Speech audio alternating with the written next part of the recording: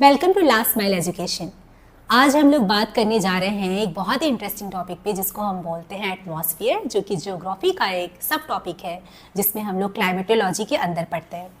तो अब हम एटमॉस्फेयर को समझने से पहले इसके ओरिजिन को समझेंगे। पहले तो ये एटमॉस्फेयर है क्या? हिंदी में ये शब्द कहलाता है वायुमंडल। मतलब जो धरती है उसके चारों तरफ जो हवा का पूरे चारों तरफ घिरा हुआ क्षेत्र है वही कहलाता है हमारा वायुमंडल।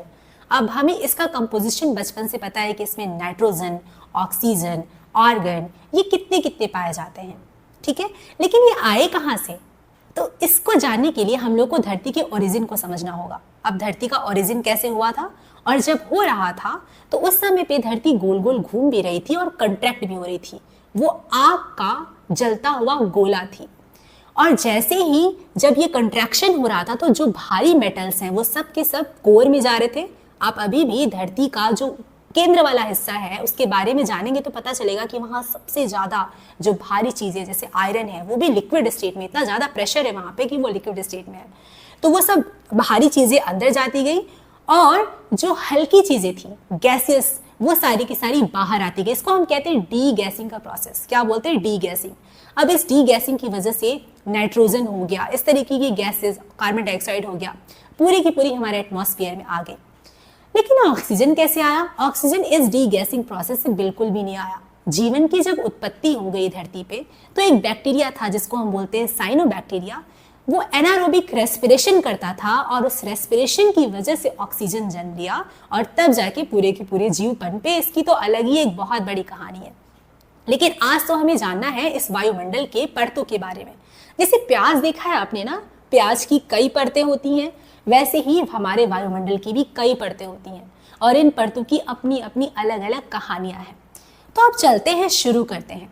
अब जैसे कि अगर मान लीजिए आपको दिल्ली से लखनऊ जाना है तो लगभग 600 किलोमीटर का डिस्टेंस ट्रैवल करना होगा। इसी 600 किलोमीटर के डिस्टेंस में ही हम लगभग अपने एटमॉस्फेयर की कहानी को समझ लेंगे। लेकिन अभी आपको दिल्ली से लखनऊ नहीं जाना या धरती के एक जगह से दूसरी जगह नहीं जाना, यहीं पे जहां आप बैठे हैं इससे ऊपर की ओर जाना है, ठीक है। तो चलते हैं, इस यात्रा को शुरू करते हैं। सबसे पहला जो लेयर है, जो हम यहाँ बैठे हैं जिस लेयर में, और वहां से लेके लगभग 12 किलोमीटर तक, बहुत ही कम डिस्टेंस है। 12 किलोमीटर तो हम लोग कम्यूट करते हैं रोज अपने जॉब के लिए, अपने वर्क प्लेस के लिए या फिर रिलेटिव्स के घर पे। 12 किलोमीटर बड़ा डिस्टेंस नहीं होता है, लेकिन ये 12 किलोमीटर का ही डिस्टेंस जो ऊपर की तरफ है वो बहुत ड्रास्टिक चेंजेस ला देता है। इसको हम बोलते हैं ट्रोपोस्फियर, जो हमारे एटमॉस्फेयर का पहला परत है। ट्रोपोस्फियर नाम है इसका, ट्रोपोस्फियर। मैंने तो इसको ऐसे याद किया था कि जैसे सर पे हमारे टोपी होता है तो फर्स्ट लेयर है वो हमारा है ट्रोपोस्फियर। टोपी वाला शब्द भी आ रहा है इसमें, ट्रोपोस्फियर। अब होता क्या है इस लेयर में, जैसे जैसे हम लोग ऊपर की ओर जाते हैं वैसे वैसे टेम्परेचर कम होने लगता है। ये तो बड़ी अजीब बात है, लेकिन ऐसा सबने महसूस किया है। हम हिल स्टेशन पे जाते हैं तो क्या करते हैं, हम ऊपर ही तो जा रहे होते हैं और जैसे जैसे हम ऊपर जाते हैं देखते हैं कि टेम्परेचर डाउन हो रहा है।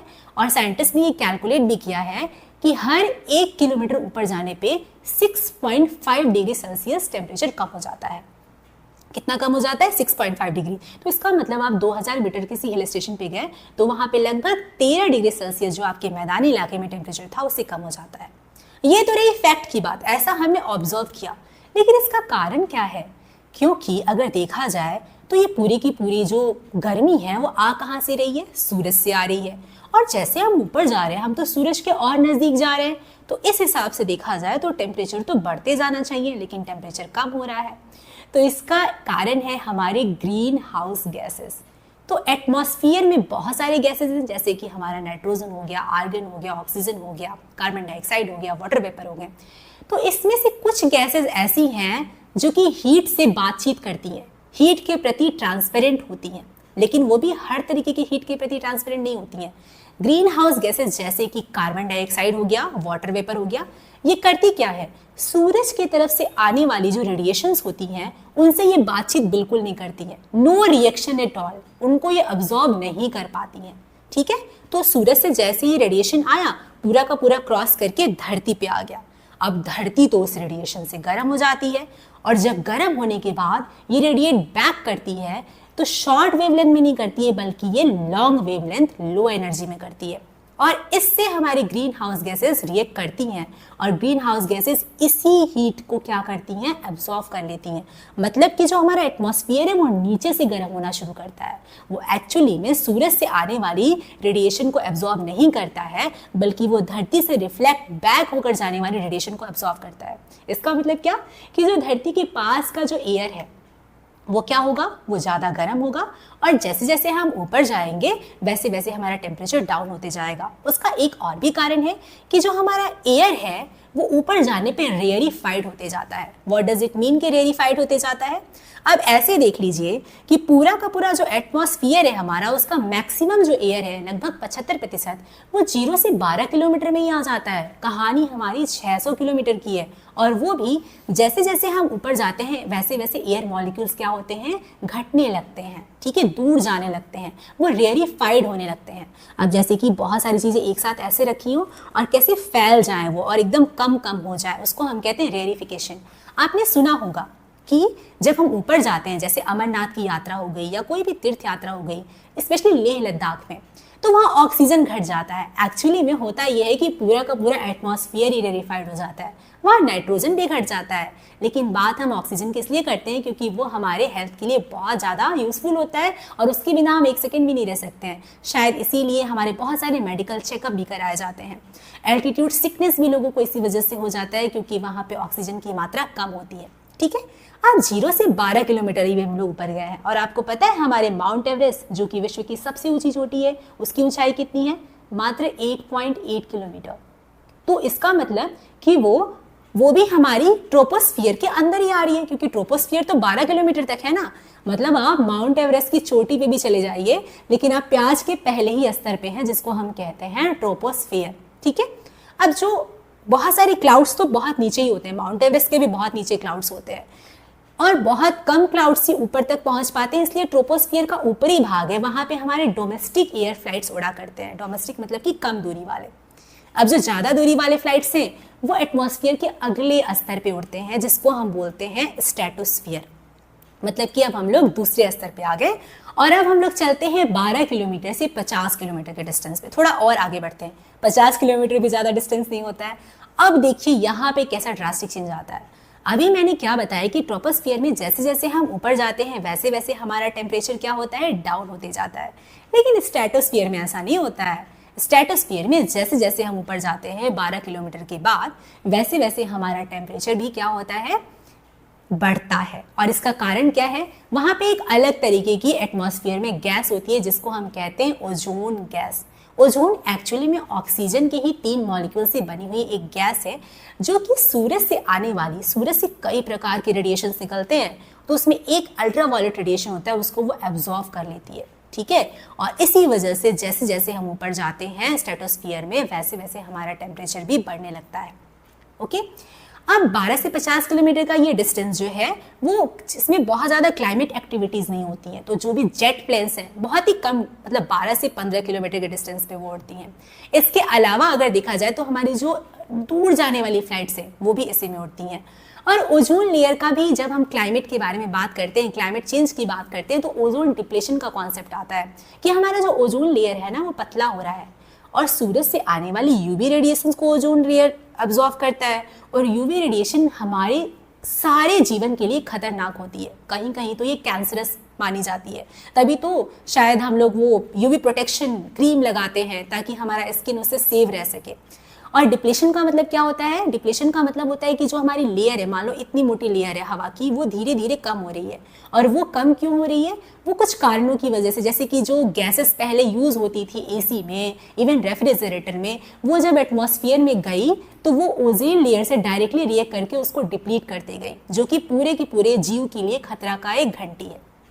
ये कहानी थी हमारी 12 से 50 किलोमीटर स्ट्रेटोस्फियर की। अब हम थोड़ा और ऊपर जाते हैं और इसके ऊपर जो लेयर है उसको कहते हैं मेसोस्फियर, जो 50 से लेके 85 किलोमीटर तक होता है, 50 से 85 किलोमीटर तक होता है। और इसमें टेम्परेचर भाई जैसे जैसे ऊपर जाते हैं घटता है, क्योंकि इसमें कुछ स्पेशल ना हमारे ओजोन है ना यहाँ पे ग्रीन हाउस गैसेज हैं, तो फाइनली ये नॉर्मल एक्ट कर रहा है। टेम्परेचर क्या हो रहा है, इसमें ऊपर जा रहे हैं, घट रहा है, ठीक है। घटते घटते कहीं कहीं टेम्परेचर इसमें -90 डिग्री सेल्सियस हो जाता है, ठीक है। लेकिन हर एक प्याज के परत की अपनी एक कहानी है, तो मेसोस्फीयर की क्यों नहीं होगी? मेसोस्फीयर की कहानी ये है कि जो भी हम टूटता हुआ तारा देखते हैं वो एक्चुअली में होता क्या है, वो मीटियोर्स होते हैं, ठीक है। जो ब्रह्मांड में तरह तरह के चट्टानें घूमती रहती हैं, वो कभी ये जो हमारी धरती है उसके वातावरण में प्रवेश कर जाती है, तो उसको हम कहते हैं मीटियोर। जब टकराती हैं हमारी मेसोस्फीयर में तो वो टूट के वहाँ से एक रोशनी निकलती है जिसे हम बोलते हैं टूटता हुआ तारा, और ये घटना होती है मेसोस्फीयर में। अब इसके ऊपर अगर हम जाते हैं तो पड़ता है हमारा थर्मोस्फीयर, और थर्मोस्फीयर का जो स्तर होता है, अब थोड़ा सा ऊपर बढ़ते हैं, हमारा 85 किलोमीटर से 600 किलोमीटर। अभी भी हमने लगभग दिल्ली से लखनऊ के बीच की ही यात्रा तय की है, और देखिए कितने कितने ड्रास्टिक चेंजेस हम लोग को देखने को मिल रहे हैं। अब थर्मोस्फीयर में टेम्परेचर बहुत बढ़ जाता है, 1500 डिग्री सेल्सियस तक टेम्परेचर होता है, लेकिन वहाँ पे उतना महसूस नहीं होता है। इसका भी कारण है और गर्म होने का भी कारण है, मैं दोनों एक एक करके बताती हूँ।